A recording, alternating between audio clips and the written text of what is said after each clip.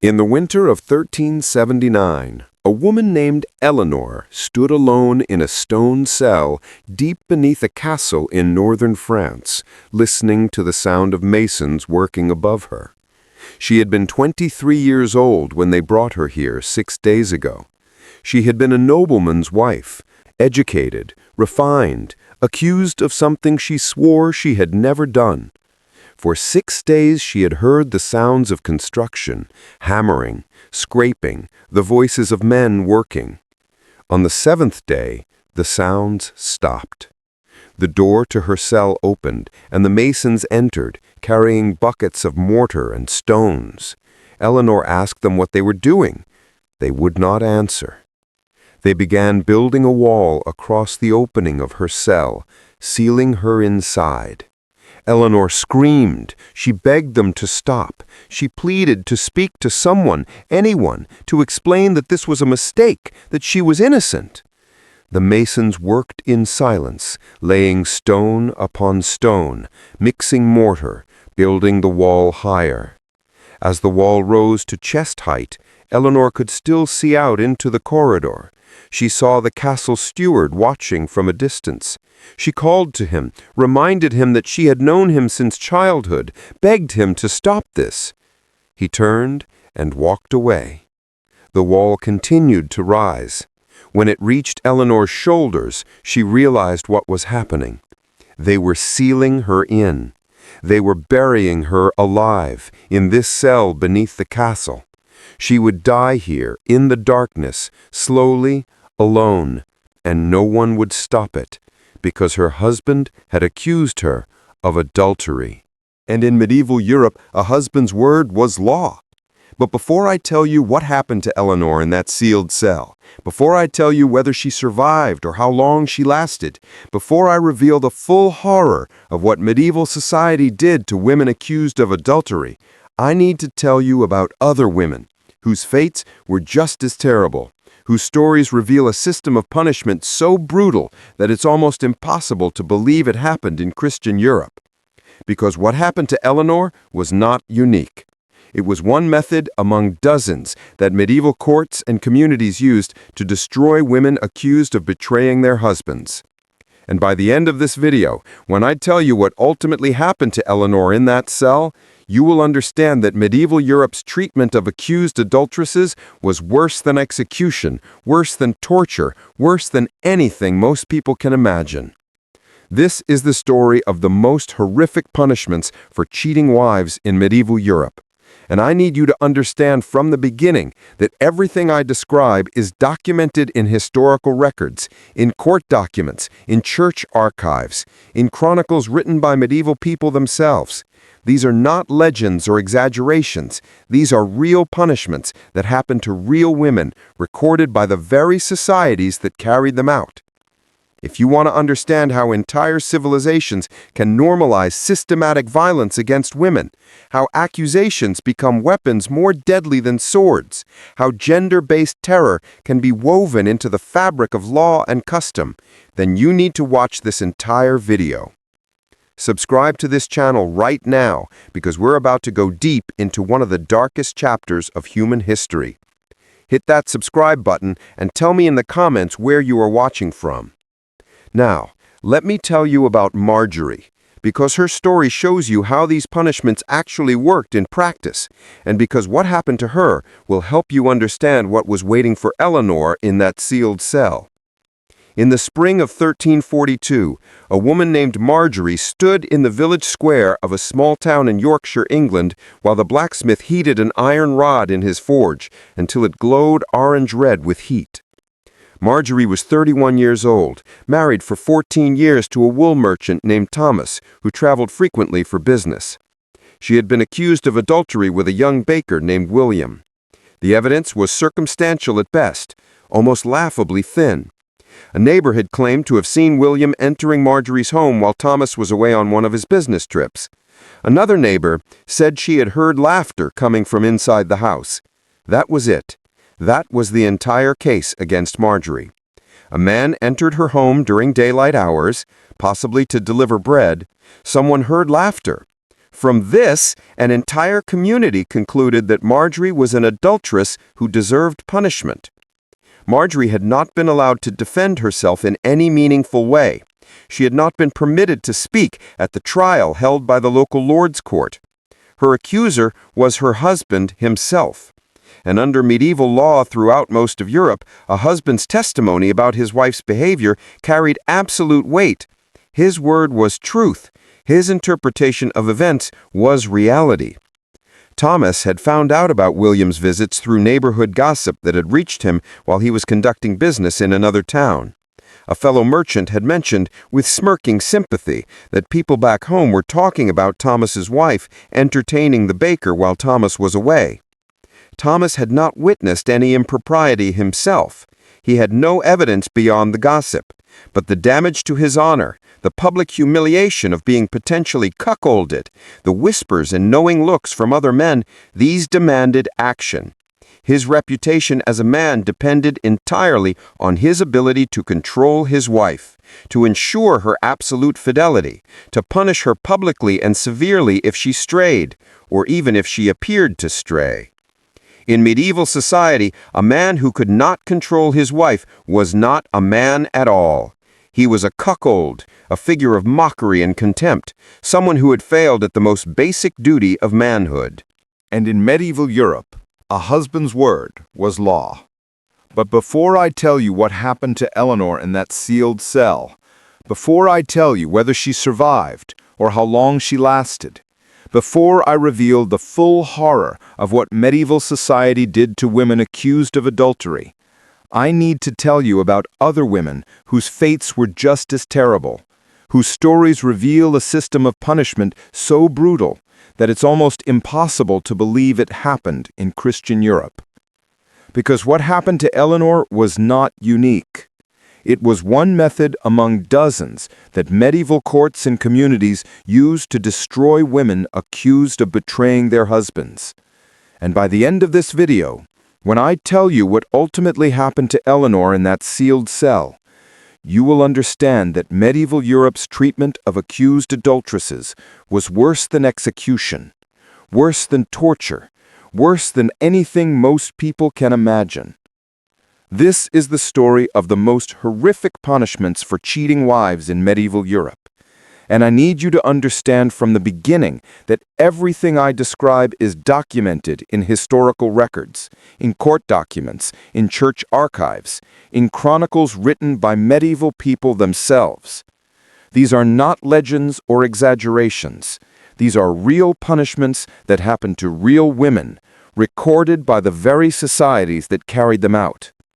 If you want to understand how entire civilizations can normalize systematic violence against women, how accusations become weapons more deadly than swords, how gender-based terror can be woven into the fabric of law and custom, then you need to watch this entire video. Subscribe to this channel right now because we're about to go deep into one of the darkest chapters of human history. Hit that subscribe button and tell me in the comments where you are watching from. Now, let me tell you about Marjorie, because her story shows you how these punishments actually worked in practice, and because what happened to her will help you understand what was waiting for Eleanor in that sealed cell. In the spring of 1342, a woman named Marjorie stood in the village square of a small town in Yorkshire, England, while the blacksmith heated an iron rod in his forge until it glowed orange-red with heat.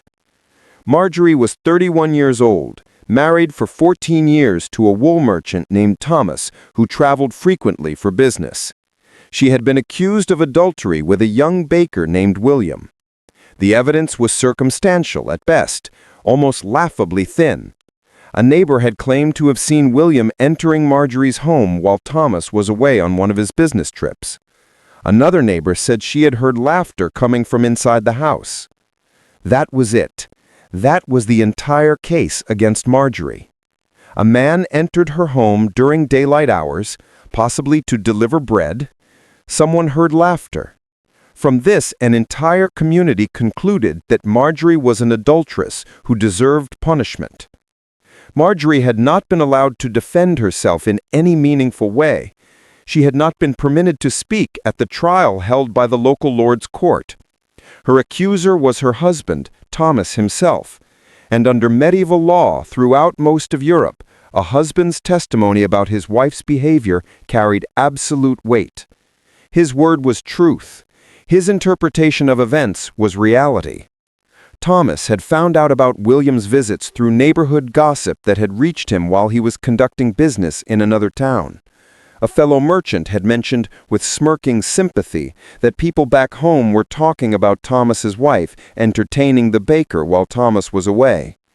Thomas had not witnessed any impropriety himself. He had no evidence beyond the gossip.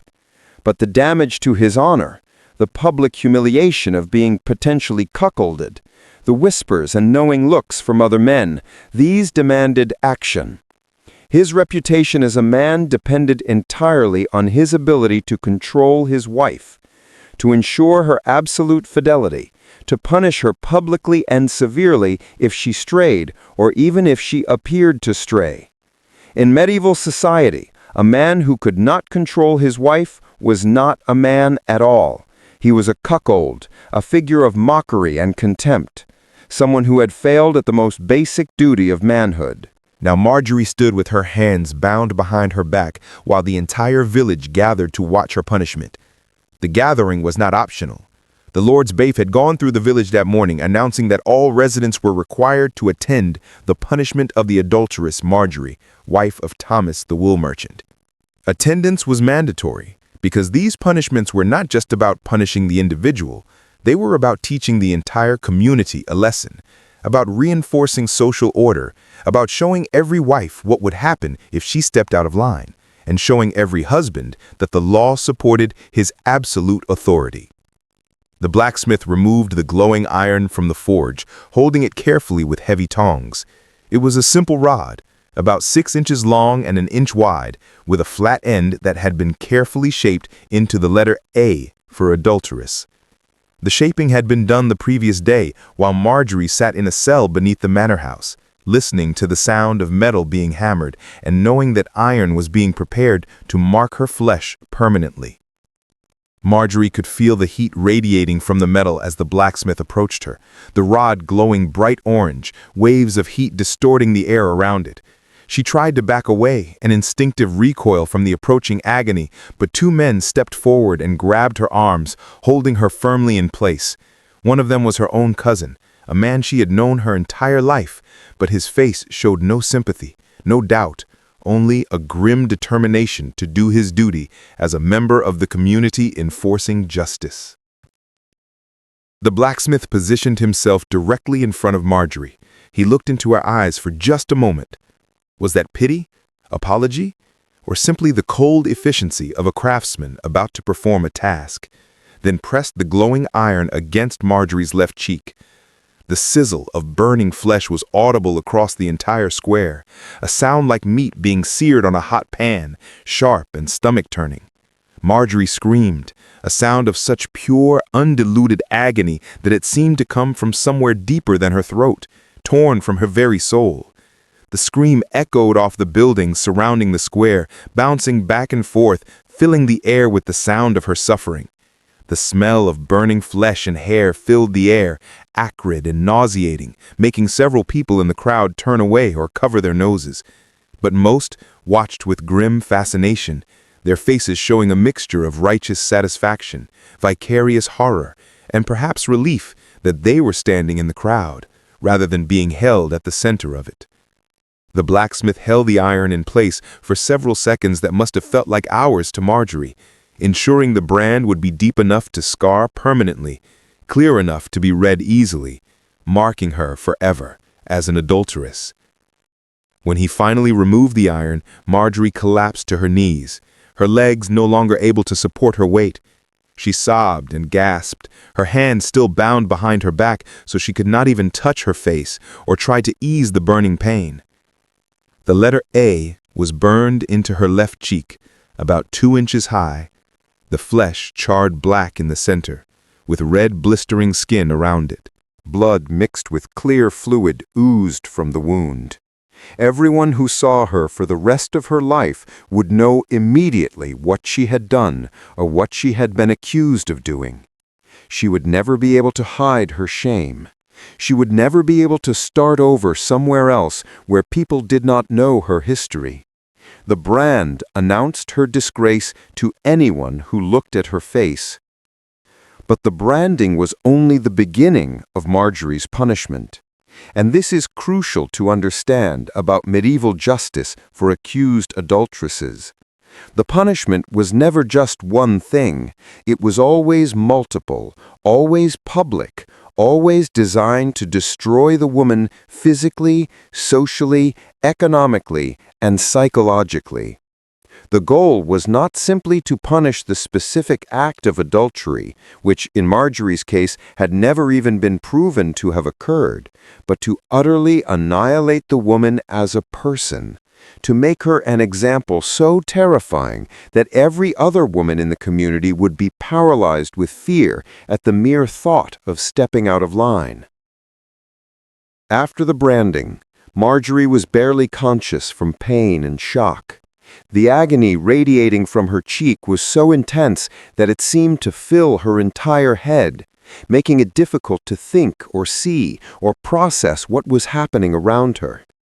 The flesh of her cheek was charred black in the center, where the metal had pressed longest, already beginning to blister and swell. Blood mixed with clear fluid oozed from the wound, running down her jaw and dripping onto her dress. The pain was so overwhelming that it dominated every sense, every thought, every moment of existence. But the crowd was not satisfied. They had come for a spectacle, for justice, for entertainment that broke up the monotony of medieval village life. The spectacle had to continue. Under English common law and local custom that had been practiced for generations, a woman convicted of adultery faced multiple forms of punishment, each one designed to humiliate her thoroughly and to ensure that she would serve as a warning to every other woman in the community. Marjorie was dragged across the square, her feet barely able to move, leaving tracks in the dirt where she stumbled. The men hauling her showed no gentleness, no consideration for her pain. She was pulled to the pillory that stood permanently erected in the center of the square, a wooden framework with holes for the head and hands that had been built decades ago and had held countless people over the years. The wood stained dark from weather and from the bodily fluids of those who had been locked in it. The pillory was designed not just to hold the condemned, but to cause them physical suffering. It forced the person into an extremely uncomfortable bent-over position that made breathing difficult and caused severe back and neck pain within minutes. The hole for the neck was deliberately small, pressing against the throat, and the holes for the wrists were positioned so that the arms were stretched uncomfortably. Standing in the pillory for even an hour was agonizing. Standing for 3 hours, as Marjorie would be required to do, was a form of torture in itself. Marjorie's neck and wrists were locked into the device, the wooden bars closed and secured with an iron pin. She was forced to stand bent over at an unnatural angle, her back already beginning to ache, her neck compressed by the wooden collar. A sign was hung around her neck, suspended from a rope, so it dangled against her chest, reading in large letters, painted in black, "Adulteress and Whore." The words could be read from across the square, ensuring that anyone who happened to pass by would understand exactly what crime this woman had committed and what category of person she was.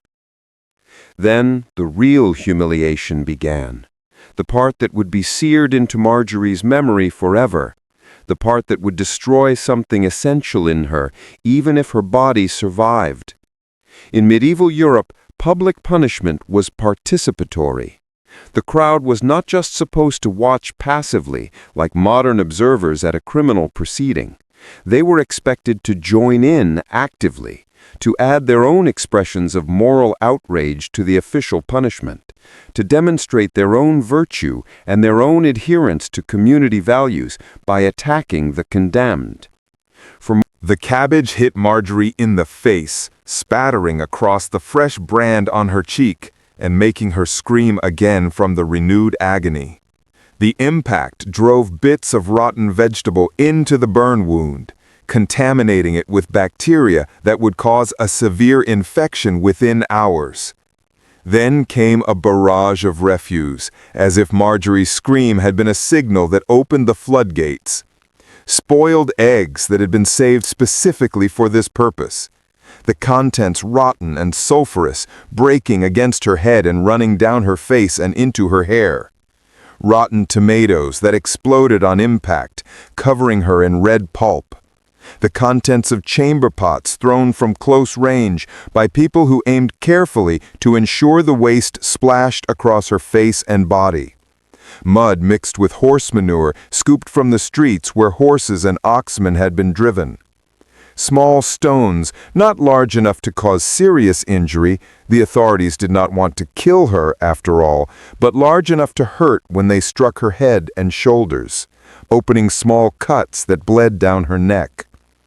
The crowd jeered and shouted insults with each throw, each person trying to voice the cleverest or most cutting remark. Faithless woman, betrayer of your husband, devil's bride, corrupted flesh, Jezebel. The insults were as much a part of the punishment as the physical assault, designed to destroy any remaining sense of dignity or self-worth. Marjorie was not just being hurt physically. She was being told again and again by everyone she knew, by her neighbors and acquaintances and people she had lived among her entire life, that she was worthless, that she was less than human, that she deserved this treatment, that she had brought this suffering upon herself through her own wickedness. Children were specifically encouraged to participate, their parents lifting them up to get better angles for throwing or handing them particularly disgusting items to throw at the woman in the pillory. Young boys, perhaps 8 or 9 years old, competed with each other to see who could hit Marjorie with the most disgusting projectiles, laughing and celebrating each successful throw as if it were a game, learning through direct participation that this was proper treatment for women who violated their marriage vows. Young girls watched from the edges of the crowd, their mothers holding their hands or standing behind them with hands on their shoulders, all of them learning what would happen if they ever strayed from absolute obedience to their future husbands. Internalizing the message that female virtue must be guarded at all costs, because the punishment for failure was complete social destruction. Marjorie stood in the pillory for 3 full hours, from mid-morning until early afternoon, the sun climbing higher in the sky and heating the square, making the smell of the refuse covering her even more intense. By the end, she was covered in filth from head to foot, barely recognizable as a human being. Her hair was matted with rotten eggs and excrement. Her dress, which had been cleaned that morning, was soaked with every kind of refuse the village could produce. She was bleeding from where stones had cut her scalp and face. Her neck and back were in agony from being held in the unnatural position for so long. She could barely stand, her legs shaking from exhaustion and pain, only the wooden collar around her neck keeping her from collapsing. The branded cheek was severely infected from the contamination of all the refuse thrown at her. The flesh had swollen to nearly twice its normal size, turning dark purple and green around the edges of the burn. The infection was spreading into the surrounding tissue, creating an abscess that would cause Marjorie intense pain for weeks, and that might, if she was very unlucky, spread to her bloodstream and kill her from sepsis. When she was finally released from the pillory, the bailiff removing the iron pin and lifting the wooden bars, Marjorie collapsed immediately to the muddy ground, She fell forward, landing face first in the accumulated filth that surrounded the pillory, too weak to catch herself or control her fall. She lay there, unable to move, barely conscious, breathing in shallow gasps. The crowd began to disperse, having gotten the entertainment they came for, their duty to community justice fulfilled, heading home to eat dinner and discuss what they had witnessed. The next morning, Marjorie was dragged from the cell where she had spent the night lying on cold stone, still covered in the dried filth from the previous day.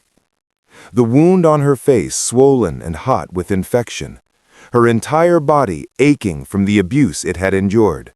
She was taken by the town constable, pulled by ropes tied around her wrists because she could barely walk on her own, to the river that ran along the edge of the village.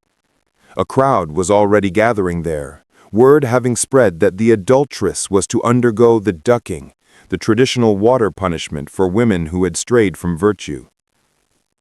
At the river's edge stood a device called a ducking stool, a chair made of rough wood and iron, attached to a long wooden beam that could be operated like a lever to plunge the occupant repeatedly into the water. Ducking stools were used throughout medieval England and parts of continental Europe, primarily for punishing women, scolds, gossips, brewers accused of selling bad ale, and most commonly, women accused of moral offenses like adultery. The devices were permanent fixtures in many towns, maintained at public expense, just like the pillories and the gallows, standing as constant reminders of what could happen to women who violated community norms. The official justification for ducking was that the cold water would cool the hot passions that led women to sin, that immersion in the purifying element would cleanse them of their corruption and restore them to virtue. This explanation was written into legal codes and church teachings, giving the punishment an air of medical and spiritual legitimacy. The real purpose, which everyone understood but rarely stated openly, was humiliation and physical torment, disguised as correction and purification. Another method of breaking the condemned woman physically and psychologically while entertaining the crowd. Marjorie was dragged to the ducking stool and forced into the chair. Her arms were bound to the armrests with leather straps, pulled tight enough to cut into her skin. Her body was secured to the back of the chair with a rope around her waist, tied so she could not escape or even struggle effectively. The chair was designed to prevent the occupant from moving, from protecting themselves in any way, from doing anything but enduring whatever was done to them. The operator of the ducking stool, usually a town official or his assistant, who was paid a small fee for this service, pulled a lever. The long beam, working like a seesaw with the chair attached to one end, swung out over the river, carrying Marjorie with it.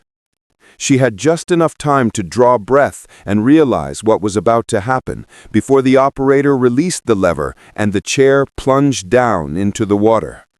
The shock of the cold was overwhelming, like being struck by a physical blow. It was early spring, March or early April, and the river was fed by snowmelt from the hills above the village, making the water brutally cold, perhaps just above freezing. The sudden immersion made Marjorie gasp involuntarily, a reflex she could not control, and she inhaled water into her lungs. She choked and struggled against her bonds, thrashing helplessly in the chair, unable to understand what was happening or how to protect herself.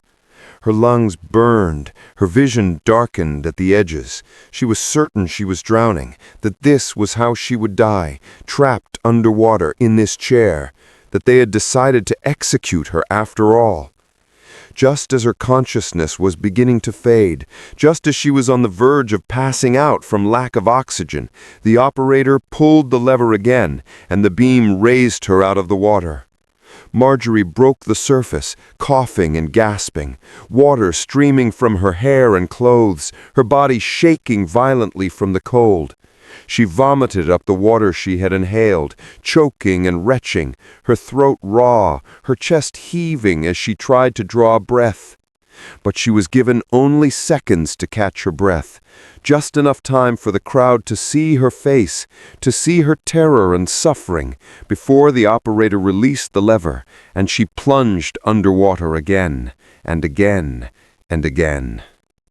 The ducking continued for 20 plunges, each one counted aloud by the crowd who had gathered on the riverbank and on the bridge above, chanting the numbers in unison like spectators at some grotesque sporting event. 1, 2, 3. Each time Marjorie went under, she was held there for longer periods, the operator carefully calibrating how long he could keep her submerged without actually killing her, walking the line between punishment and execution. Each time she came up, she was gasping and choking more desperately, coughing up water, her body shaking so violently from cold and terror that the chair rattled against the beam.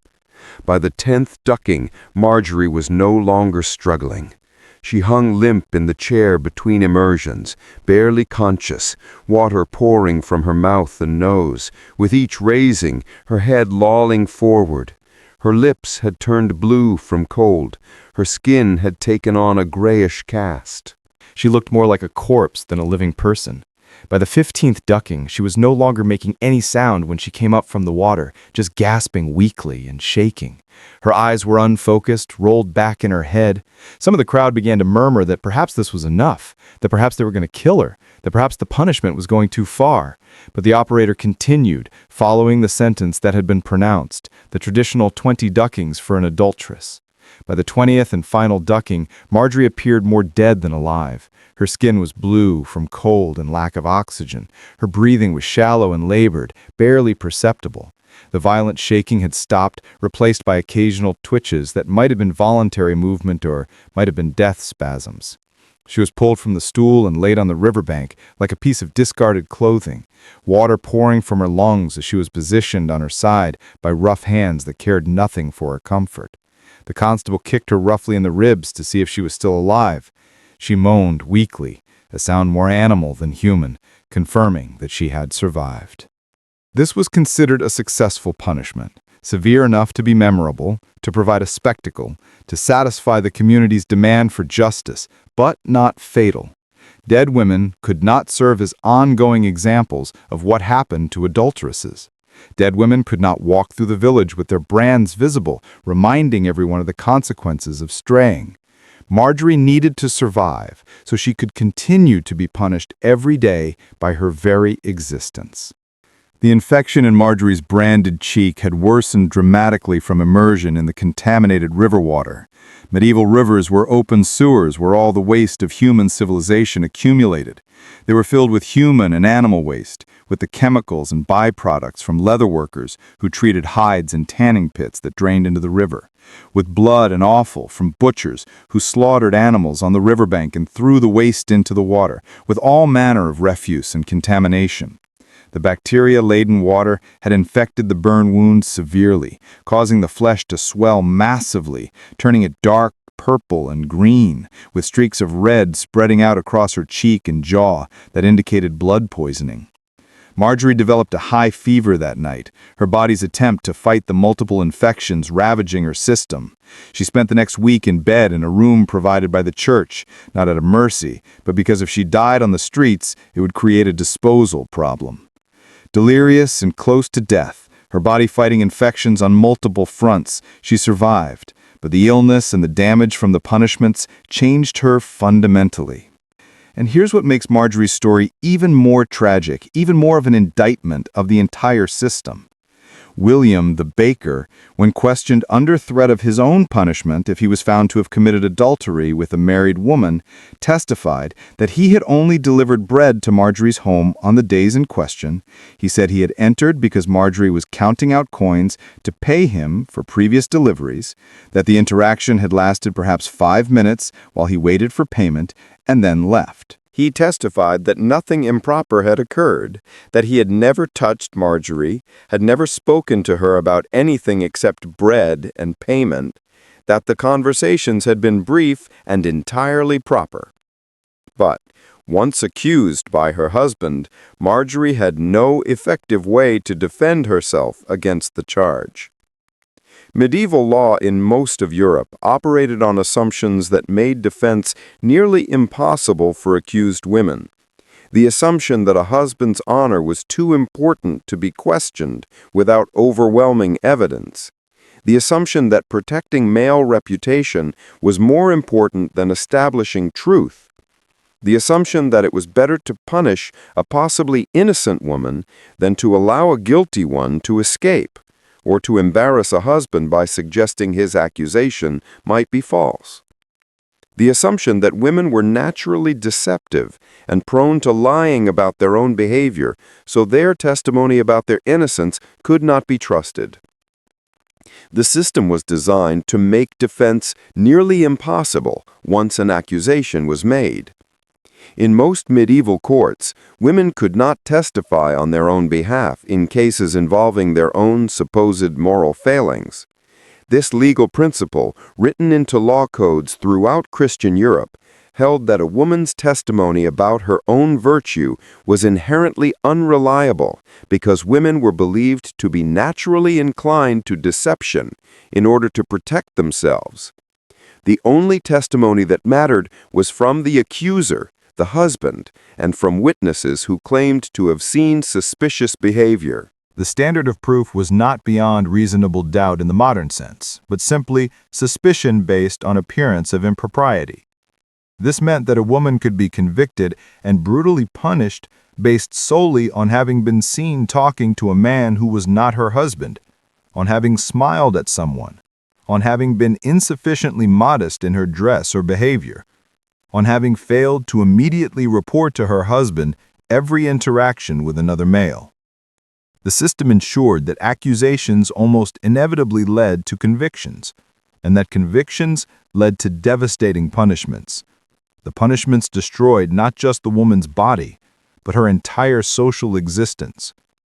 Marjorie's husband, Thomas, divorced her through the ecclesiastical courts on grounds of adultery, which was automatically granted given Marjorie's conviction in the secular court.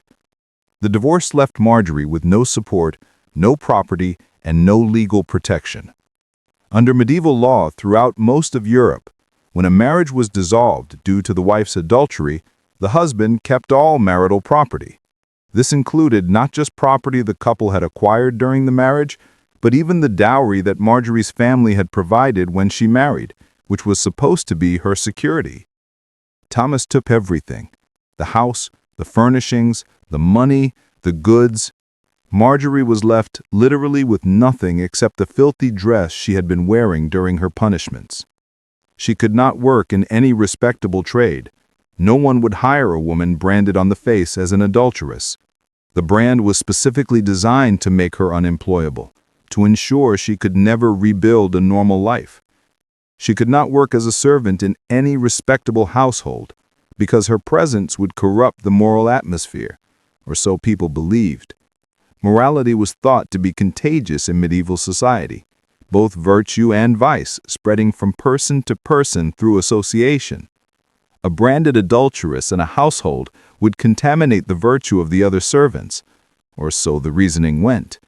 She could not work with other women in textile production, the most common form of women's work, because the other women refused to associate with her, claiming she would corrupt them, or that they could not be seen associating with such a woman without damaging their own reputations.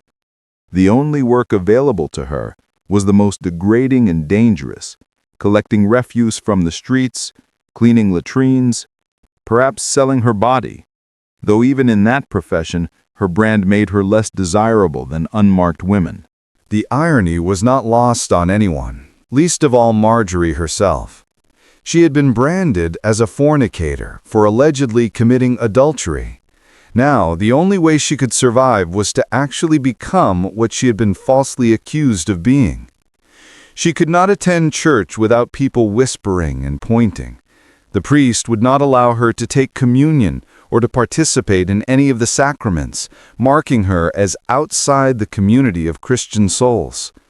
She was not quite formally excommunicated, but she was effectively excluded from full participation in Christian religious life, which in medieval Europe meant she was excluded from the most important aspects of community belonging.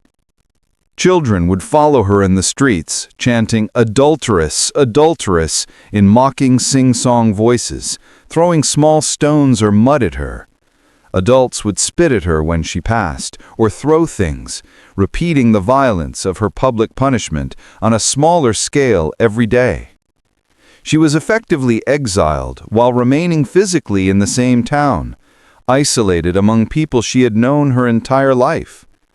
After 6 months of this existence, of being unable to find work, of surviving on scraps and occasional coins from people who took pity on her, of sleeping in abandoned buildings or under hedges because no one would rent her a room, Marjorie left the village. She hoped that perhaps in another place, where no one knew her history, where no one had witnessed her punishments, she might be able to start over, to find some kind of life. But the brand on her face made this impossible.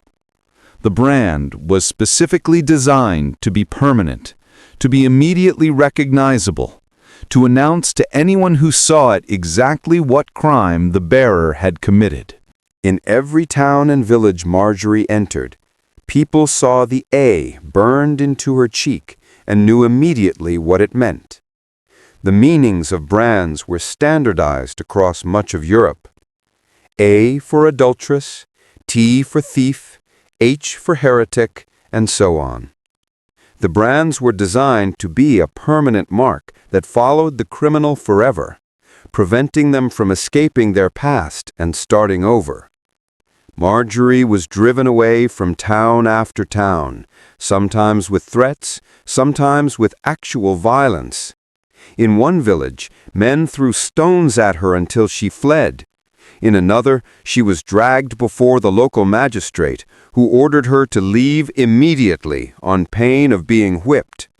In a third, women surrounded her and beat her with sticks, accusing her of trying to corrupt their community with her presence.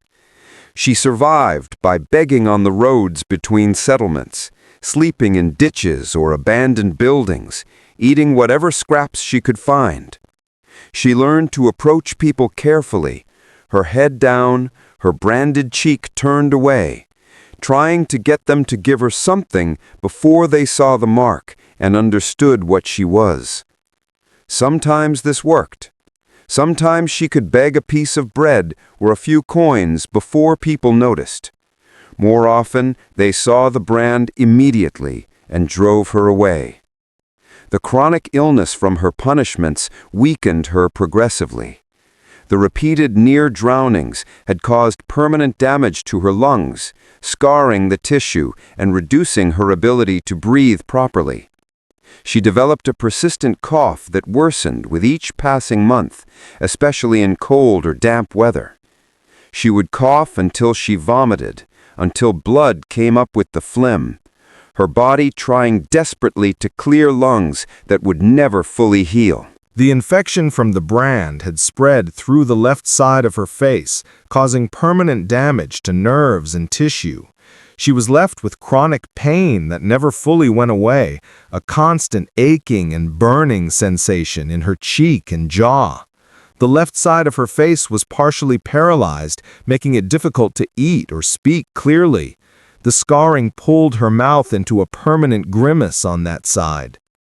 2 years after her conviction, in the winter of 1344, Marjorie died at age 33. Her body was found in a ditch beside a road between 2 small villages, frozen and partially covered with snow. She had been dead for several days before anyone found her. The local authorities in the nearest village were notified. They sent men to collect the body, which they buried in an unmarked grave in unconsecrated ground at the edge of the churchyard, the area reserved for criminals, suicides, and others deemed unworthy of proper Christian burial. Her death was recorded in the parish register as simply an adulterous woman found dead on the roadside, buried outside the churchyard wall. No name, no mention of family, no suggestion that she had ever been a person with a life and identity beyond her crime. This was Marjorie's end. Accused, based on thin evidence, convicted in a court where she could not defend herself. Brutally punished in ways designed to destroy her completely. Divorced and left destitute, driven from place to place, dying alone in a ditch, and buried without ceremony in an unmarked grave. And her story was not unusual. This was normal. This was what happened to thousands of women throughout medieval Europe who were accused of adultery. But what I haven't told you yet, what you need to understand before we return to Eleanor in her sealed cell, is that Marjorie's punishment was actually one of the milder forms that medieval society used for accused adulteresses. She survived her punishments, at least initially. She lived for 2 more years. Some women were not so lucky. Some women faced fates so much worse that Marjorie's suffering seems almost bearable by comparison. Now let me tell you about Isabella, because Isabella's story will show you how noble women faced different but equally terrible punishments, and because Isabella's fate is part of understanding what was waiting for Eleanor in that cell beneath the castle. Isabella was 24 years old in the year 1326, from a respected noble family in Burgundy. Her marriage had been arranged when she was 14 to Baron Geoffrey de Montfort, a wealthy landowner who was 42 at the time of the marriage and who needed heirs to continue his line. The marriage was purely political and economic, a union of 2 powerful families and their estates, arranged by Isabella's father and Geoffrey without any consideration of whether the 14-year-old Isabella and the middle-aged Geoffrey would be compatible, or whether Isabella had any say in the matter. In medieval noble society, daughters were assets to be traded, and their preferences were irrelevant. Geoffrey was not a kind husband. He was not particularly cruel by the standards of his class and time, but he was cold, distant, focused primarily on his estates and his political position at the Burgundian court. He spent most of his time managing his lands, hunting with his peers, and attending on the Duke of Burgundy. Isabella lived in Geoffrey's castle with minimal companionship, except for servants and Geoffrey's household staff. She was isolated, lonely, trapped in a life she had not chosen, with a man she barely knew, and who showed her little affection or attention. Geoffrey's household chaplain was a young priest named Pierre, who had been educated at the University of Paris, one of the great centers of learning in medieval Europe. Pierre was intelligent, well-read, perhaps 27 years old when he came to serve in Geoffrey's household. When Pierre arrived at the castle to serve as chaplain, Isabella was 18 and desperately lonely. She had been married for 4 years, had produced no children despite Geoffrey's periodic attention, which came irregularly and without affection, and spent her days with almost no one to talk to except servants, who could not speak to her as equals because of the vast social distance between a baron's wife and household staff. Isabella and Pierre began having conversations in the castle library, where Geoffrey kept his small collection of books, perhaps 24 volumes, which was actually quite a substantial library for a provincial noble. They discussed theology, philosophy, the classical texts that Pierre had studied at university. They talked about Aristotle and Augustine, about whether the world was eternal or created, about the nature of the soul, about questions that had never occurred to Isabella before because no one had ever suggested to her that women were capable of thinking about such things. For Isabella, who had received only the most minimal education before marriage, basic reading in French and Latin, elementary religious instruction, training in household management and needlework, these conversations were a revelation, an opening into a world of ideas she had never known existed. For Pierre, Isabella was an intelligent and sympathetic listener, in a world where most nobility treated priests as little more than servants. Their friendship was based on genuine intellectual companionship and mutual respect. something rare in medieval society where most relationships were defined by hierarchy and social utility. The friendship was completely innocent, at least initially. They never touched. They never spoke of anything improper. Their conversations were always in public spaces, the library, the chapel, the castle garden, where servants were present and could observe them. They discussed ideas, not feelings, philosophy, not attraction. But the friendship looked suspicious to others in the household, who observed them spending hours together, talking with obvious enthusiasm and enjoyment. Isabella laughing at Pierre's observations in a way she never laughed with Geoffrey. A servant, perhaps hoping to gain favor with Geoffrey, or perhaps genuinely believing something improper was occurring, or perhaps simply enjoying the chance to create drama, reported to Geoffrey that his wife spent inappropriate amounts of time alone with the chaplain. The word alone was technically false.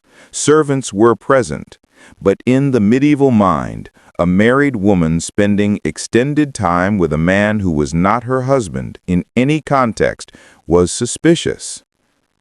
Geoffrey's adult son from his first marriage, a man named Robert, who was actually older than Isabella, and who stood to inherit Geoffrey's entire estate, unless Isabella bore sons who would take precedence, seized on this report with enthusiasm. Robert had resented Isabella from the moment she married his father. He saw her as a threat to his inheritance, as a young woman who might yet bear sons who would displace him from his expected position. Now he had an opportunity to destroy her, to eliminate the threat she represented by convincing his father that Isabella was an adulteress who needed to be removed. Robert went to Geoffrey and told him that rumors were circulating among the servants and even among Geoffrey's noble peers that Isabella and Pierre were conducting an affair, that Geoffrey was being made a fool of in his own castle, that whispers and knowing looks followed Geoffrey wherever he went, that his honor as a lord and husband demanded immediate and decisive action to stop the gossip and restore his reputation. Geoffrey confronted Isabella in a rage, bursting into her chambers late one evening, with Robert following behind him. Isabella, confused and frightened by her husband's unusual anger, Geoffrey was normally cold but controlled, insisted that her relationship with Pierre was completely chaste, that they had only discussed books and ideas, that nothing improper had ever occurred, that she had always behaved with complete propriety. Geoffrey did not believe her.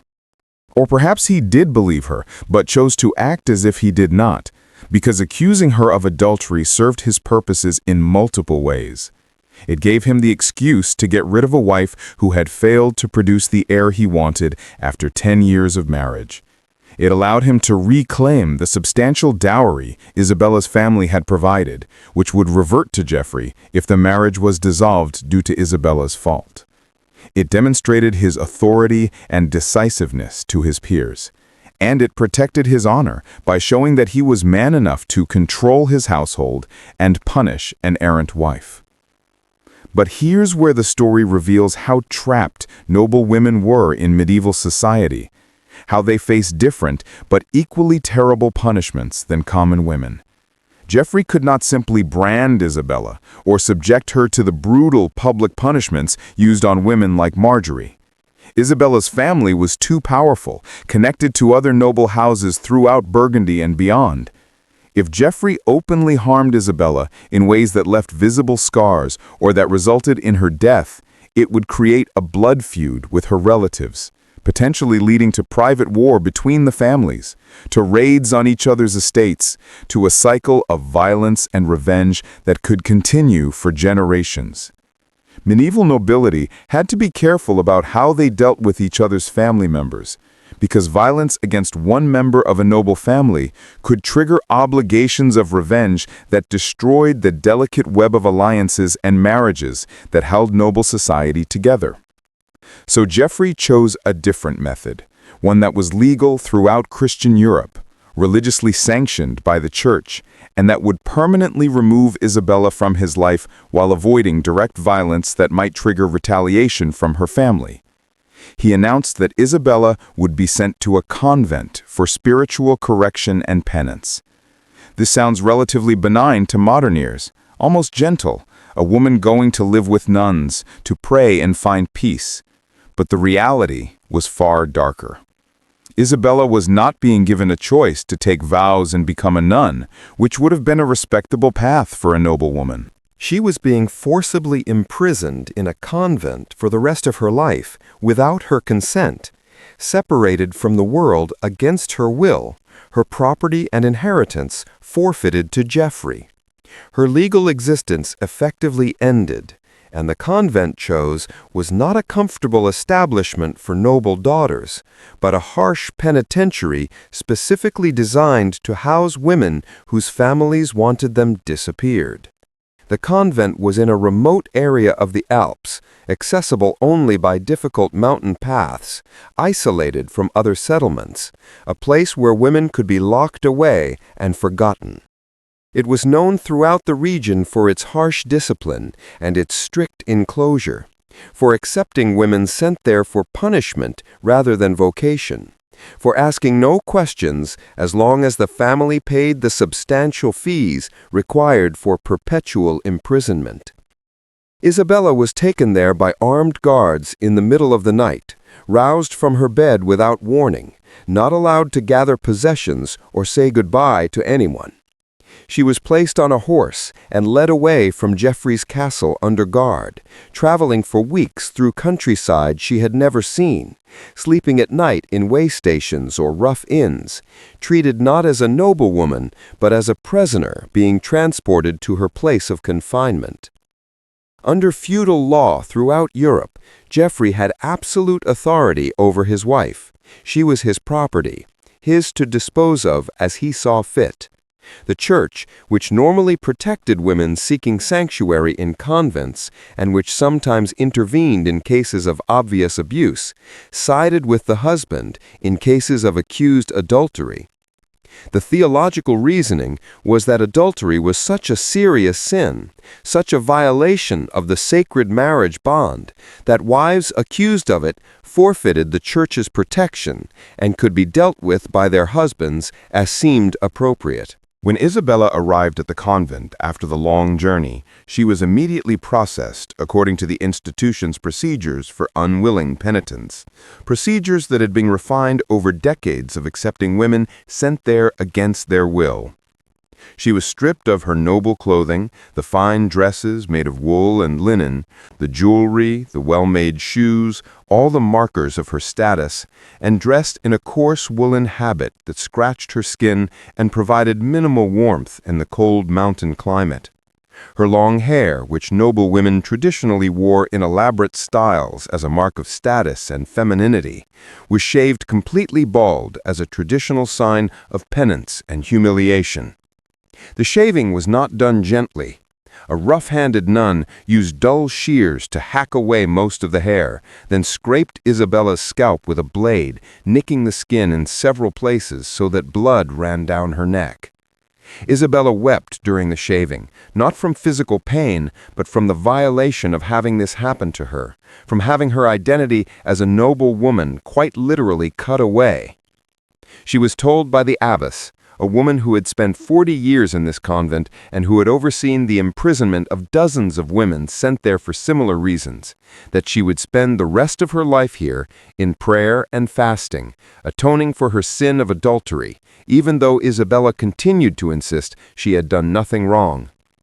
The abbess told Isabella coldly, her face showing no sympathy or doubt, "Your protests of innocence mean nothing here. Your husband has declared you an adulteress. He is your Lord and Master, given authority over you by God and by law. His word is truth. That is all the truth that matters in this place. You will confess your sin, you will do the penance prescribed for you, and you will spend your remaining days in prayer, begging God's forgiveness for your wickedness." It was early spring, March or early April, and the river was fed by snow melt from the hills above the village, making the water brutally cold, perhaps just above freezing. The sudden immersion made Marjorie gasp involuntarily, a reflex she could not control, and she inhaled water into her lungs. She choked and struggled against her bonds, thrashing helplessly in the chair, unable to understand what was happening or how to protect herself. Her lungs burned, her vision darkened at the edges. She was certain she was drowning, that this was how she would die, trapped underwater in this chair, that they had decided to execute her after all. Just as her consciousness was beginning to fade, just as she was on the verge of passing out from lack of oxygen, the operator pulled the lever again, and the beam raised her out of the water. Marjorie broke the surface, coughing and gasping, water streaming from her hair and clothes, her body shaking violently from the cold. She vomited up the water she had inhaled, choking and retching, her throat raw, her chest heaving as she tried to draw a breath. But she was given only seconds to catch her breath. Just enough time for the crowd to see her face, to see her terror and suffering before the operator released the lever and she plunged underwater again and again and again. The ducking continued for 20 plunges, each one counted aloud by the crowd who had gathered on the riverbank and on the bridge above, chanting the numbers in unison like spectators at some grotesque sporting event. 1, 2, 3. Each time Marjorie went under, she was held there for longer periods, the operator carefully calibrating how long he could keep her submerged without actually killing her, walking the line between punishment and execution. Each time she came up, she was gasping and choking more desperately, coughing up water, her body shaking so violently from cold and terror that the chair rattled against the beam. By the 10th ducking, Marjorie was no longer struggling. She hung limp in the chair between immersions, barely conscious, water pouring from her mouth and nose, with each raising her head lolling forward. Her lips had turned blue from cold. Her skin had taken on a grayish cast. She never learned what happened to Pierre, the chaplain, who had been sent away from Jeffrey's service immediately after the accusation and who disappeared from the historical record, probably fleeing to another region to avoid being charged as Isabella's accomplice, perhaps changing his name, perhaps abandoning the priesthood entirely to avoid questions about his past. She spent more than 2 decades confined to a few square feet of stone, praying the same prayers over and over, fasting until her body was skeletal, insisting to God, if not to her captors, that she had done nothing wrong. The isolation and the harsh conditions broke her health progressively. She developed chronic illnesses from the cold and damp, from the malnutrition, from never seeing sunlight. Her teeth fell out from scurvy. Her joints became arthritic from sleeping on hard stone in the cold. Her mind began to deteriorate from the isolation and the monotony, from having no mental stimulation beyond the same prayers repeated endlessly. When she died in 1349, her body was buried in an unmarked grave in the convent cemetery, a place where imprisoned women were buried without ceremony or remembrance.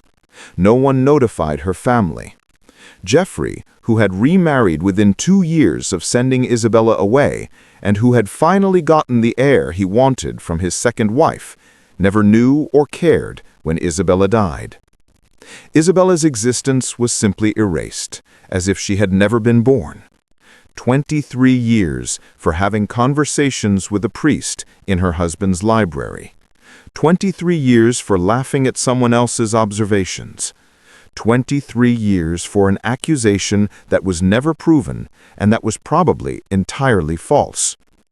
Isabella's story shows how noble women, despite their wealth and status, were just as trapped as common women like Marjorie, just as vulnerable to accusations, just as powerless once a husband decided to act against them.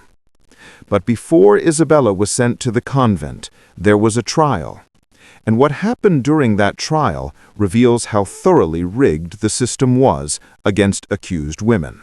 Isabella's trial took place in Geoffrey's own baronial court, a court he controlled as the local feudal lord, with judges who were his vassals, men who owed their positions and their livelihoods to Geoffrey's favor.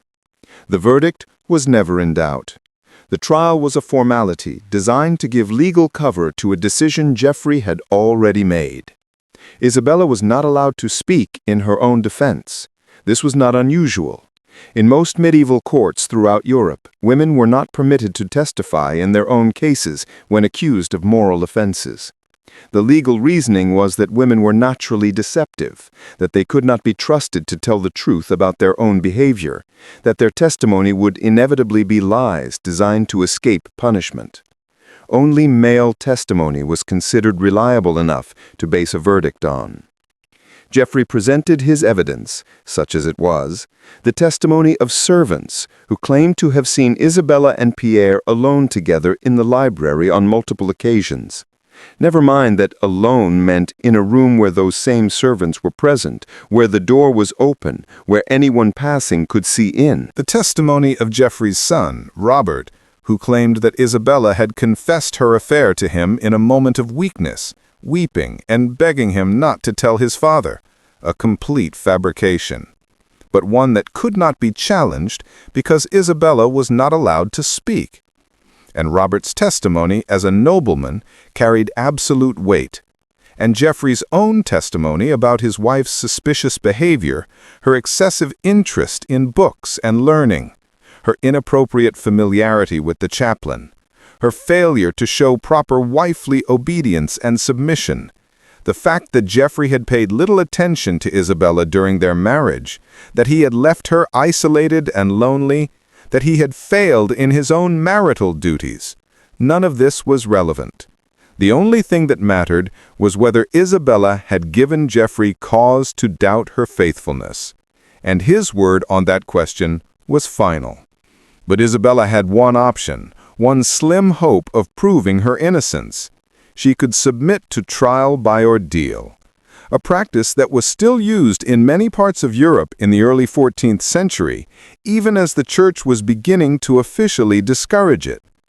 Trial by ordeal was based on the theological principle that God would intervene to protect the innocent, that the Almighty would not allow an innocent person to suffer harm during the ordeal, that the outcome would reveal divine judgment on the accused person's guilt or innocence. The most common ordeal for women accused of adultery was the hot iron ordeal. Isabella was told that if she was truly innocent, she could prove it by carrying a piece of heated iron for a specified distance, in her case 9 paces. The iron would be heated until it glowed red. Isabella would be required to pick it up with her bare hands and carry it the required distance before dropping it. Her hands would then be bandaged carefully, and she would be locked in a room to await judgment. 3 days later, the bandages would be removed, and her hands would be examined. If they had healed cleanly, with no infection or signs of severe burning, God had shown her innocence. If they were badly burned, infected, or failed to heal properly, God had revealed her guilt. Isabella agreed to the ordeal, desperate to prove her innocence, willing to undergo any trial that might save her from being locked away forever. She was taken to the great hall of Geoffrey's castle, where the ordeal would be conducted before witnesses. A brazier had been set up filled with hot coals. An iron rod, perhaps 18 inches long and an inch thick, was placed in the coals and left there for what seemed like hours while the court assembled and priests said prayers asking God to reveal the truth. When the iron was finally removed from the brazier, it glowed bright red, almost white in the center, radiating heat that could be felt from several feet away. The priest in charge of the ordeal used heavy iron tongs to remove it from the coals and carried it carefully to where Isabella stood, her hands already trembling with fear. He told her to take the iron and carry it 9 paces, then drop it. 9 paces, he said, was the traditional distance for the ordeal, based on ancient practice and religious significance, 9 being a sacred number associated with completion and perfection in medieval numerology. Isabella forced herself to reach out and grasp the iron rod, closing her fingers around the metal that was hot enough to boil water on contact. The pain was instantaneous and beyond anything she had ever experienced or imagined possible. It felt as though her hands were exploding, as though every nerve in her body had suddenly ignited. The smell of her own flesh burning filled her nostrils, a smell like meat cooking, but more horrible because it was her own body. She could hear the sizzle of her skin against the metal. She could see the smoke rising from where her palms touched the rod, but she forced herself to hold on, to grip the iron despite every instinct screaming at her to drop it.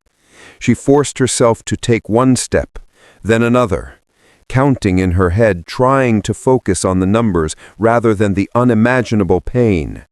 1, 2, 3. Each step took what felt like an eternity. 4, 5, 6. Her vision was darkening at the edges. She could feel herself starting to faint from the pain. 7, 8, 9. She dropped the iron and collapsed immediately to the floor.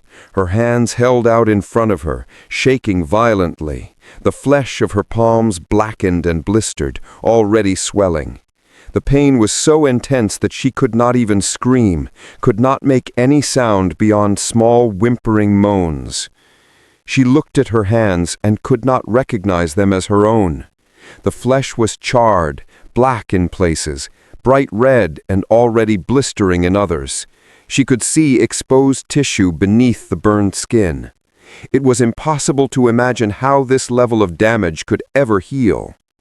Her hands were immediately wrapped in bandages that had been prepared for this purpose, strips of linen that were supposedly clean, but that in reality contained all the bacteria present in medieval cloth. Isabella was taken to a locked room to await the judgment.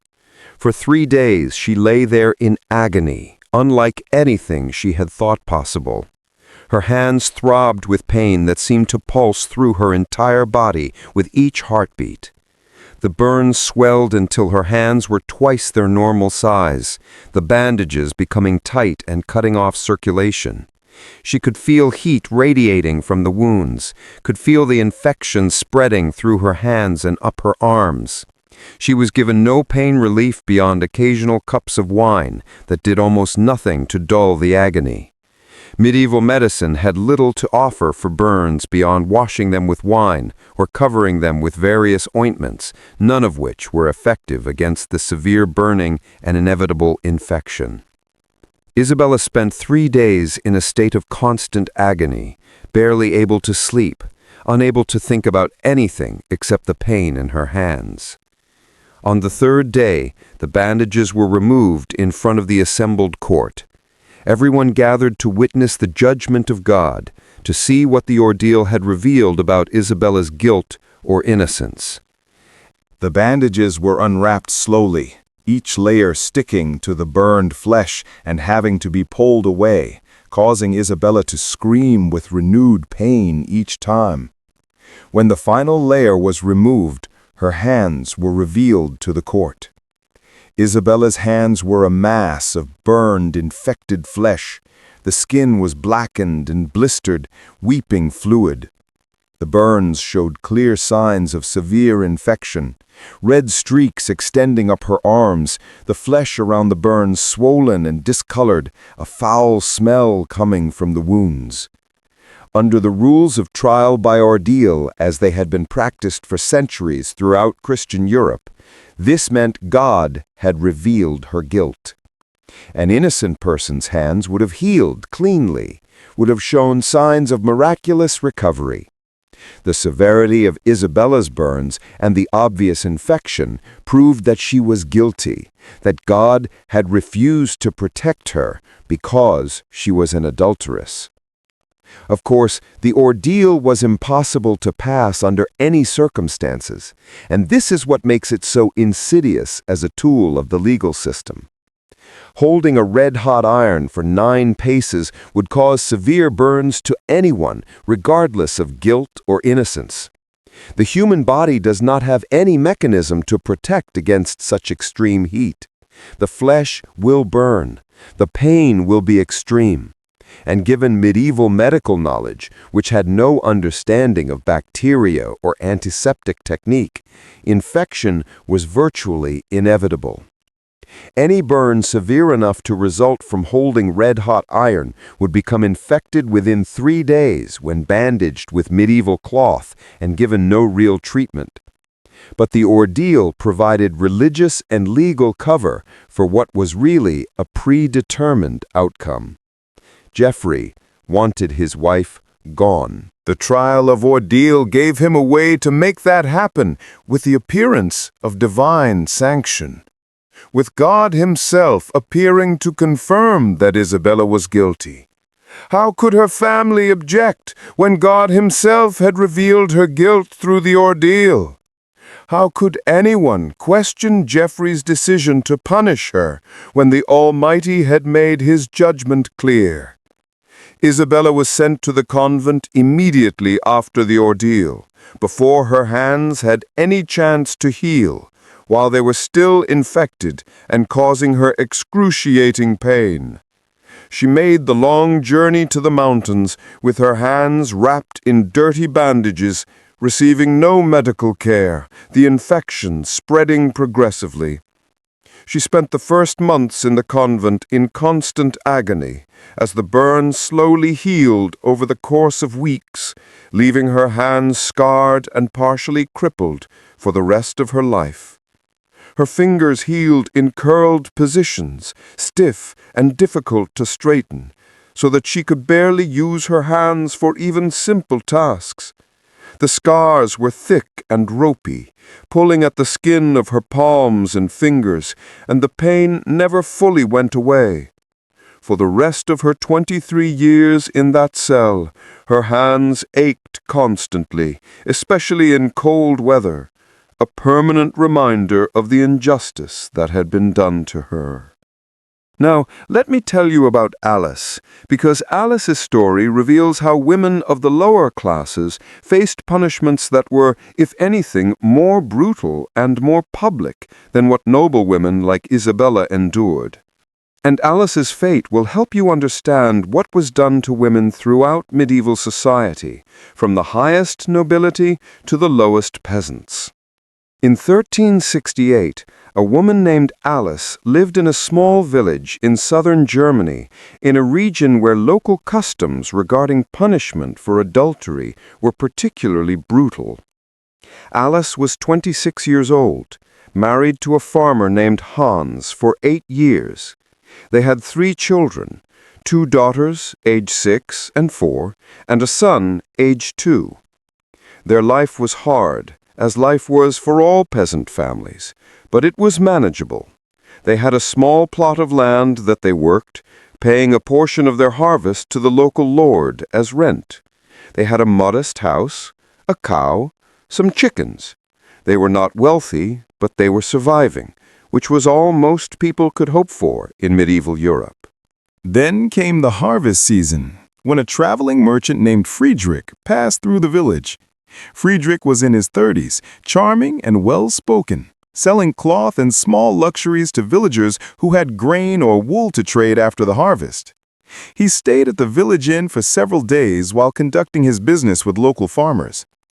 Alice encountered Friedrich at the village well, where women gathered water every morning and evening. The well was the social center of the village, where women would meet, exchange news, and talk while drawing water for their households. Friedrich came to the well daily to get water for the inn. He was friendly and talkative, telling stories about his travels. He had been to cities, real cities, with stone buildings and markets and cathedrals, places Alice had never seen and could barely imagine. He told stories about Italian merchants trading in silks and spices from the Orient, about the Gothic cathedrals being built in France with their incredible height and stained glass windows, about the port cities where ships came from distant lands bringing exotic goods. For Alice, whose entire life had been confined to this village and the surrounding fields, whose days were filled with back-breaking labor, and who rarely spoke to anyone except her family and a few neighbors, these stories were fascinating. They spoke briefly several times over the days Friedrich remained in the village.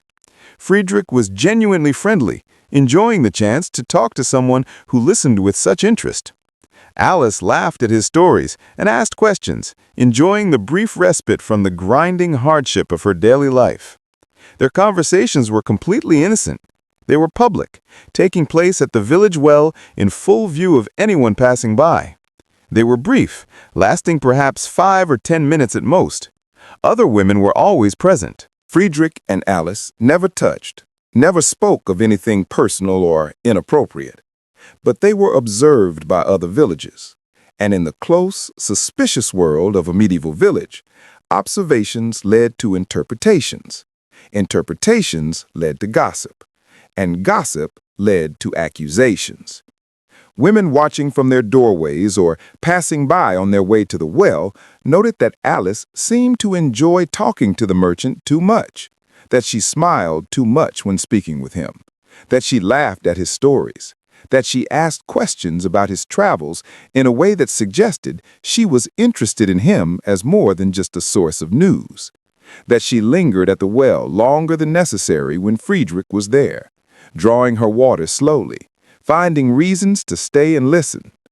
In the closed world of a medieval village, where everyone watched everyone else constantly, where social control depended on neighbors policing each other's behavior, where female virtue was monitored more carefully than any other aspect of life, these observations were enough to create a scandal. Women began to whisper to each other that Alice was behaving inappropriately with the traveling merchant, that she was showing too much interest in a man who was not her husband, that her behavior was unseemly for a married woman, that perhaps there was more going on than innocent conversation, though no one claimed to have seen anything actually improper. The assumption was that where there was smoke, there must be fire, that a woman who smiled too much must be guilty of more than smiling. When Friedrich left the village after completing his business, Alice thought nothing more of it. The brief break in her routine was over. She would return to her normal life of hard work and caring for her children and managing her household. But the rumors that had started during Friedrich's visit did not stop when he left. They continued to grow, fed by gossip and suspicion, and the tendency of isolated communities to turn any deviation from norm into a scandal. Hans heard the rumors within days of Friedrich's departure. Other men in the village, some perhaps genuinely concerned, others perhaps enjoying the chance to gossip and feel morally superior, told Hans that his wife had been seen behaving inappropriately with the traveling merchant, that she had smiled too much, talked too much, shown too much interest, that people were talking, that Hans' reputation was being damaged, that he needed to do something to restore his honor and control his household. Hans was humiliated. His honor as a man in medieval village society depended entirely on his ability to control his wife, to ensure that she behaved with absolute propriety, to maintain order in his household. The rumors suggested that he was a weak husband who could not manage his own wife, who allowed her freedoms that led to improper behavior.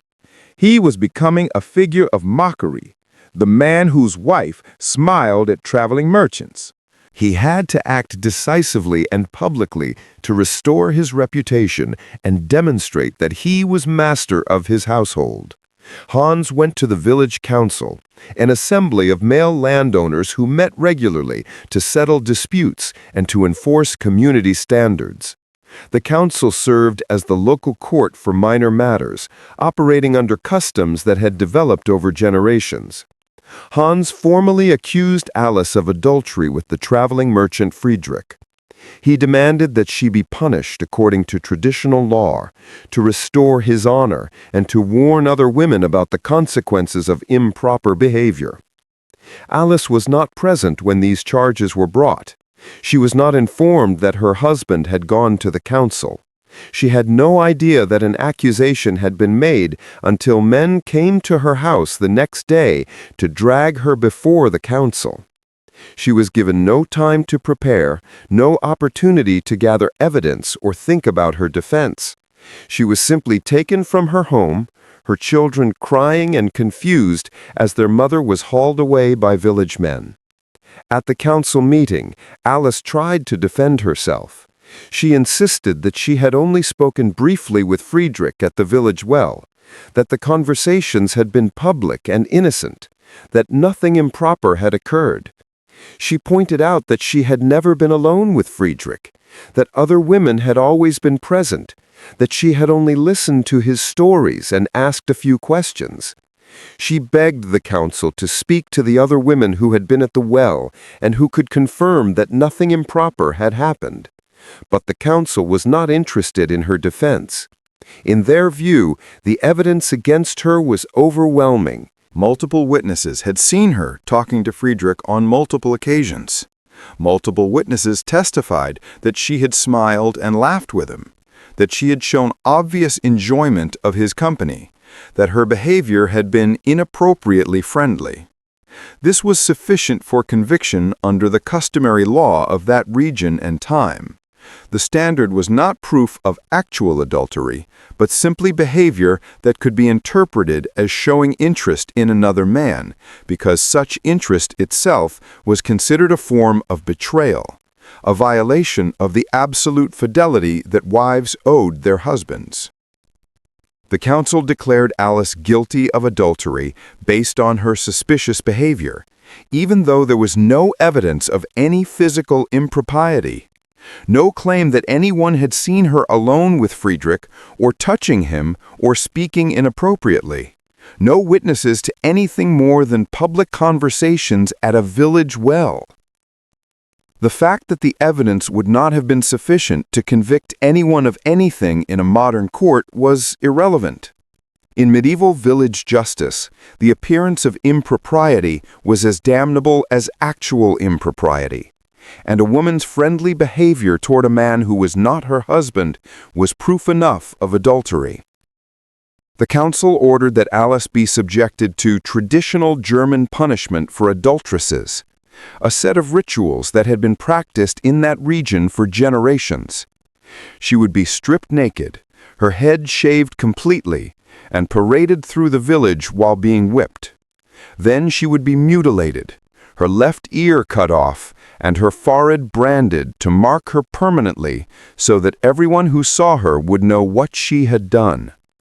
This combination of public humiliation, physical pain, and permanent marking was designed to destroy Alice completely while providing a spectacular warning to every other woman in the village. Now, what I'm about to describe happened, and I need you to understand that this is documented, that this was normal practice in many parts of medieval Europe, that thousands of women went through variations of this punishment. On the appointed day, carefully chosen to be a market day, when the village would be crowded with people from surrounding areas, village men came to Alice's home early in the morning. They dragged her from her house despite her screams and protests. Her 3 young children watched, crying hysterically as their mother was taken away. The oldest daughter, only 6 years old, tried to hold on to her mother's skirt, but one of the men roughly pushed the child away, sending her sprawling in the dirt. Alice was dragged to the village square, where a large crowd had already gathered. The entire village had turned out for this spectacle, and people from neighboring villages had come as well. Word having spread that an adulteress would be punished. Public punishment was entertainment in medieval society, a break from the tedium of daily life, a chance to see justice performed, and to feel morally superior by participating in the condemnation of a sinner. Alice was forced to stand in the center of the square, while the village headman read the charges against her in a loud voice. She was accused of adultery with the traveling merchant Friedrich, based on her inappropriate behavior at the village. Well, based on multiple witnesses who testified to her excessive friendliness and interest in a man who was not her husband. Alice tried to protest, tried to explain that she had only spoken briefly with the merchant, that nothing improper had occurred, that the conversations had been public and innocent. But her protests were shouted down by the crowd, which jeered and called her liar and... Then the humiliation began. Alice was surrounded by several women who had been designated to strip her. These were not strangers, but women Alice had known for years, neighbors and acquaintances. They grabbed her clothing and began tearing it away roughly. Alice tried to resist, to hold on to her dress, to preserve some modesty, but she was overpowered. Within minutes, she stood naked in the center of the square, exposed to the gaze of hundreds of people. The exposure was devastating for Alice, violating every norm of modesty that had been drilled into her since childhood. Medieval peasant women were taught that their bodies must always be covered, that exposure was shameful, that only a husband should see a wife's naked body. Now Alice stood naked before everyone she had ever known, men, women, children, all staring at her, judging her body, seeing what should have been private. She tried to cover herself with her hands, but the men holding her pulled her arms away, forcing her to stand fully exposed, arms at her sides, while the crowd stared and made crude comments about her body. Her long hair, which she had never cut in her adult life, and which she wore in the braided style of married women, was next. A woman approached with sheep shears, the large scissors used for cutting wool from sheep, not designed for cutting human hair. The shearing was not done carefully or gently. The woman grabbed handfuls of Alice's hair and began cutting, the dull shears pulling and tearing rather than cutting cleanly. Alice could feel the shears yanking at her scalp, could feel strands of hair being pulled out by the roots when the blades failed to cut through. The woman worked her way around Alice's head, hacking away the long braids, letting the hair fall to the ground where it was trampled by the crowd. When most of the long hair was gone, she used the shears to cut as close to the scalp as possible, leaving Alice's head covered with uneven stubble. Then a man stepped forward with a razor, the same type used for shaving men's faces, and scraped away the remaining stubble, cutting so close to the scalp that he repeatedly nicked the skin. Blood ran down Alice's head and neck from dozens of small cuts. The shaving hurt, but more than the physical pain was the psychological impact of having this done to her, of being forcibly altered, of having her appearance and her identity literally cut away. Then the parade began. Alice was forced to walk naked through every street of the village, driven forward by men with sticks who poked and struck her if she tried to stop or slow down or cover herself. The route had been carefully planned to take her past every house, down every street, to ensure that every resident of the village witnessed her humiliation. A man followed directly behind her with a whip made of multiple leather strips, and he struck her across her back and legs every few steps, maintaining a steady rhythm of blows. The whip left red welts that quickly turned to bruises on Alice's skin.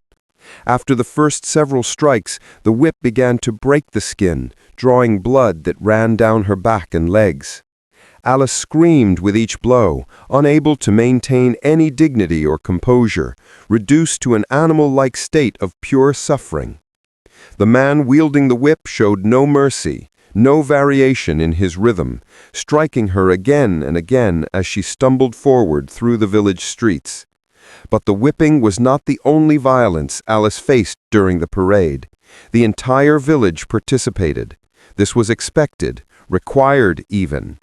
To refuse to participate would suggest sympathy for the adulteress, would mark one as potentially corrupt oneself. So everyone joined in. Women Alice had known for years, women she had worked alongside in the fields, women whose children played with her children. These women spat on her as she passed. They shouted insults, calling her an betrayer and devil's bride. Some of them threw things, handfuls of mud, animal waste, rotten vegetables that had been saved specifically for this purpose. The missiles struck Alice's naked body, covering her in filth, adding to her humiliation. Men threw stones, not large ones that might cause serious injury or death. The authorities did not want to kill her, but stones large enough to hurt when they struck. They hit Alice's arms and legs and back, adding bruises to the wounds from the whip.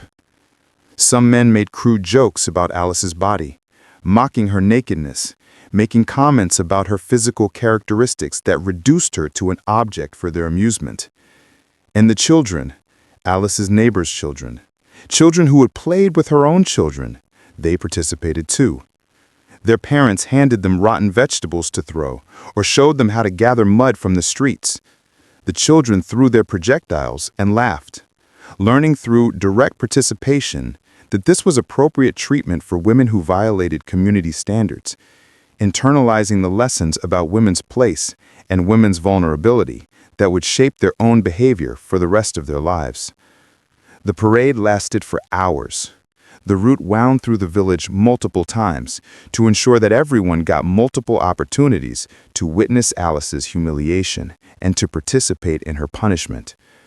By the time the parade finally ended, back in the village square, Alice was barely recognizable as a human being. Her naked body was covered completely in mud, blood, animal waste, and the rotten vegetables that had been thrown at her. Her back and legs were torn open from the whipping, the flesh hanging in strips in some places. Her feet were bleeding from walking barefoot over rough ground and sharp stones. She was bruised from head to foot from the stones that had struck her.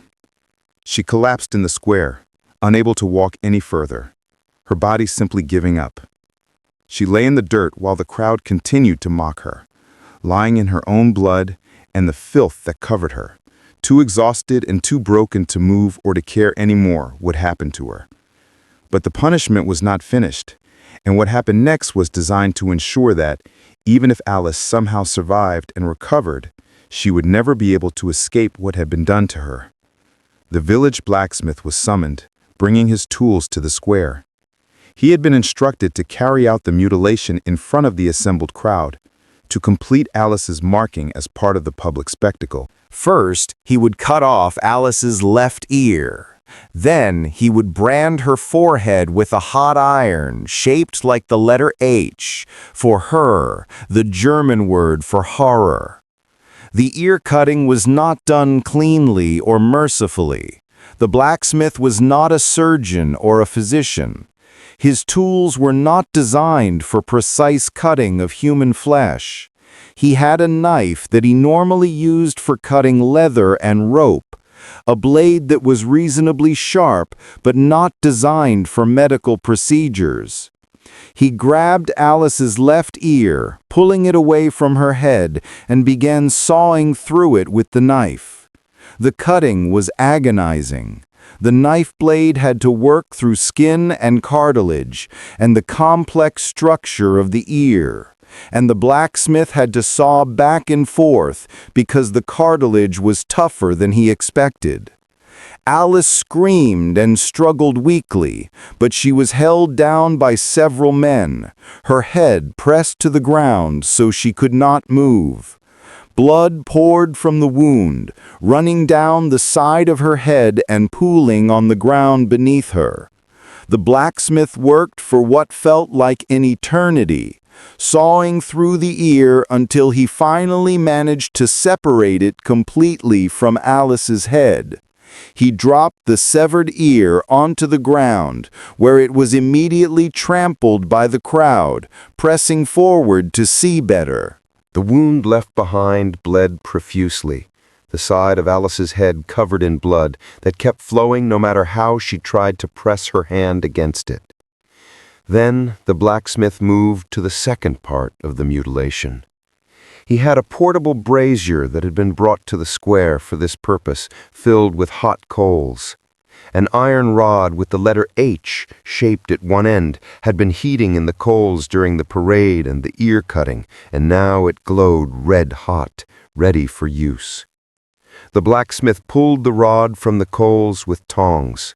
He approached Alice where she lay on the ground, too weak and too broken to resist any more. He pressed the glowing iron against Alice's forehead, right in the center above her eyebrows, where it would be visible to anyone who looked at her face. The smell of burning flesh filled the square. Alice's screams intensified to a pitch that seemed impossible for a human throat to produce. A sound of such pure agony that it made even some of the spectators turn away or cover their ears. The blacksmith held the iron in place for several seconds, ensuring the brand would be deep and permanent, then removed it. Alice's forehead now bore a clear H, burned into the skin, the flesh charred and blistered, blood and fluid oozing from the wound.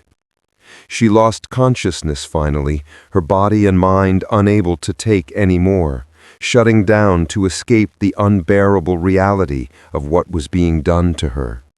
Water was thrown on her face to revive her. She came to slowly, disoriented, in more pain than she had known was possible. The crowd began to disperse now that the spectacle was over.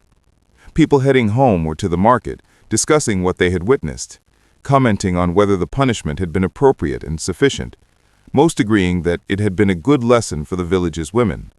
Alice was left lying in the square. No one helped her or offered any care. Eventually, hours later, she managed to crawl to the edge of the village and collapse in a ditch, too injured to move further. She lay there through the night, cold and in agony from her injuries, drifting in and out of consciousness.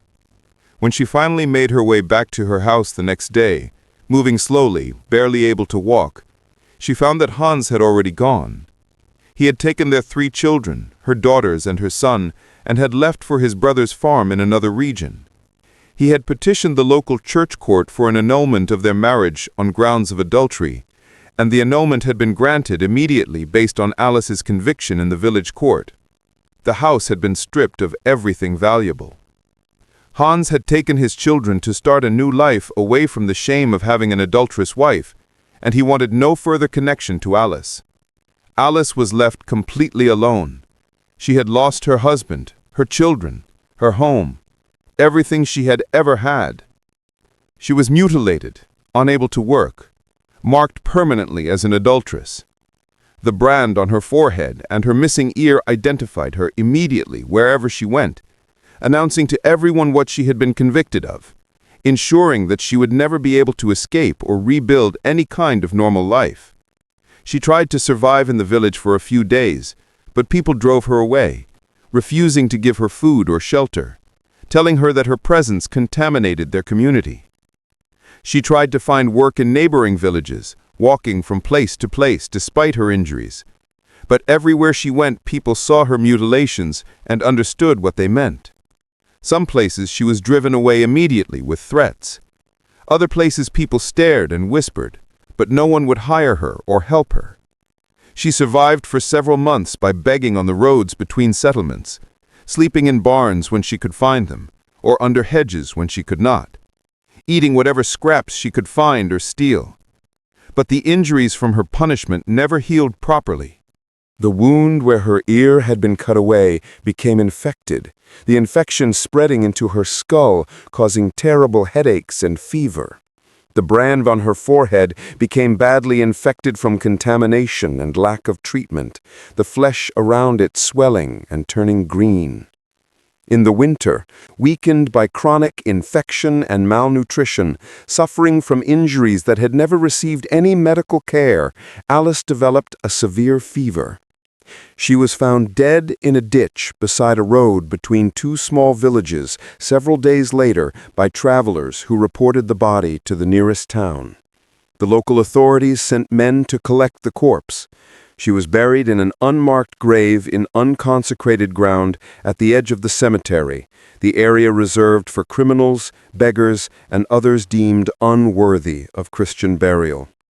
Her death was recorded in the parish register simply as an adulterous woman found dead on the road near the village boundary. No name, no age, no mention of a family or children, no suggestion that she had ever been a person with a life and an identity beyond her conviction. Alice was 27 years old when she died. She left behind 3 children who grew up without their mother, told only that their mother had been a bad woman who had sinned and been punished and who is not to be mentioned. The youngest, her son, was only 2 when she was taken away and had no memories of her at all. The older daughters remembered their mother, but were taught to be ashamed of her, to never speak of her, to consider her an example of what happened to bad women. And here's what makes Alice's story absolutely devastating and what you need to understand. The merchant Friedrich, when later questioned by traveling church officials who were conducting a routine inspection of local justice practices, testified under oath that he had never had any improper interaction with Alice beyond brief public conversations at the village well. He said that she had been completely proper in her behavior, that she had simply listened to his stories and asked a few questions, that nothing remotely resembling adultery or even flirtation had occurred. He expressed surprise and horror when told what had happened to her, saying that he had thought nothing of their conversations at the time. But by then, Alice was dead, destroyed by an accusation based on nothing more than the fact that she had talked to a strange man and smiled and shown interest in stories about places she had never seen. Her crime, if it can even be called that, was being friendly to a traveler. That was sufficient for conviction, for torture, for mutilation, for being driven to death in a ditch. Alice's story shows how the mere appearance of impropriety, the smallest deviation from perfect modesty and absolute submission, the slightest display of personality or interest in anything beyond the narrow confines of home and husband, could destroy a woman's life completely in medieval Europe. Now, I promised you that I would tell you what happened to Eleanor, the woman we met at the beginning of this story, the woman who was being sealed into a cell beneath a castle in 1379. And now that you understand what happened to Marjorie and Isabella and Alice, now that you understand the range of punishments that medieval society used against accused adulteresses, you can understand what Eleanor's fate represents. Eleanor was sealed into that cell, the wall rising stone by stone until it reached the ceiling, until there was no opening except a small gap at the top, barely large enough to pass through a cup and a piece of bread. She was left in complete darkness, unable to see anything, unable to tell day from night, unable to do anything except sit on the cold stone floor and wait. For the first days, Eleanor screamed. She begged to be released. She promised anything, everything, if only someone would break down the wall and let her out. She protested her innocence over and over, insisting that she had done nothing wrong, that the accusation was false, that this was unjust. But no one answered. No one came. The only sound was her own voice echoing off stone walls. After about a week, the screaming stopped. Not because Eleanor had been released or because the situation had improved, but because she no longer had the strength to scream. She had been given minimal food and water through the small opening, just enough to keep her alive, but not enough to maintain her strength. She spent most of her time lying on the floor, too weak to move, drifting in and out of consciousness. According to the records that survived, because yes, this was documented. This was recorded in the castle's accounts as an expense for the masons and for the minimal food provided. Eleanor survived in that sealed cell for 42 days before she died. 42 days in complete darkness. 42 days with barely any food or water. 42 days unable to stand or move or see anything or hear anything except her own breathing and heartbeat.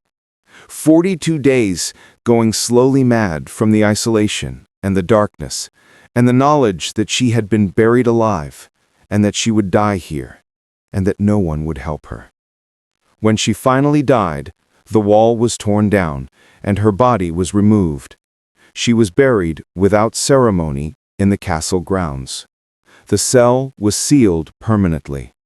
The entire incident treated as a private family matter that did not need to be discussed publicly. Eleanor's family was told that she had died of an illness.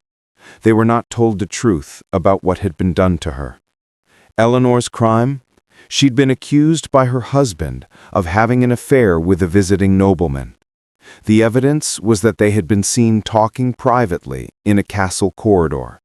That was all, a conversation. But her husband, wanting to be rid of a wife he had grown tired of, used the accusation to dispose of her permanently in a way that avoided scandal and that ensured she could never return to trouble him or to tell anyone what had been done to her. This is what medieval Europe did to women accused of adultery.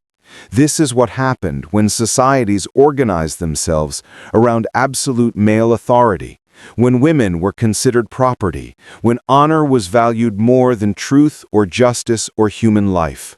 Marjorie branded and ducked until she died in a ditch.